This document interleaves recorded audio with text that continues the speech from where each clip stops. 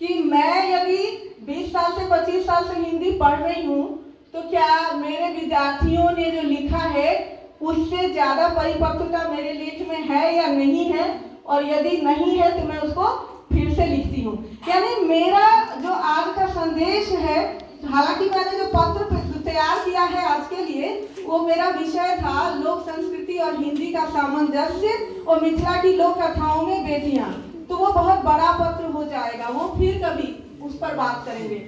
लेकिन आज मैं एक संदेश यहाँ रखना चाहती हूँ जो मैं अपने व्यक्तिगत जीवन पर लागू करती हूँ कि मैंने कुछ नया सीखा क्या, मैंने कुछ नया पढ़ा क्या। जैसे सर ने कहा कि कोई गाना पुराना है लेकिन मैंने नहीं सुना है तो मेरे लिए नया है, तो कोई उपन्यास या कोई कहानी या कोई कविता संग्रह बेशक पहले से है, यदि मैंने उसको नहीं पढ़ा तो वो मेरे लिए नया है।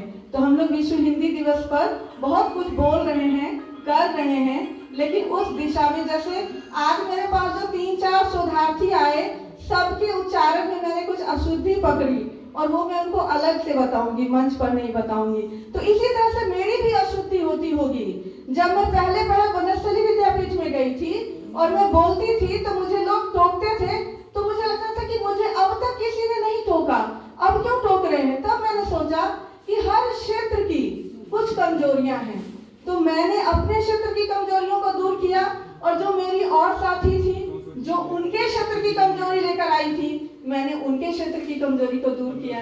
तो भाषा को सीखने का कोई अंत नहीं है और साहित्य को जानने का, शोध का कोई अंत नहीं है, और एक विद्यार्थी का काम कभी खत्म नहीं होता है। तो हम लोग बस इसी तरह से प्रयासरत रहें। और एक और बात जो मैं हर विद्यार्थी को कहती हूँ और अपने आप को भी कहती हूँ कि प्रयास हमारे हाथ में है, परिणाम हमारे हाथ में नहीं है। तो हम लोग प्रयासरत रहें और परिणाम की आशा करते रहें। जय हिंद, जय भारत।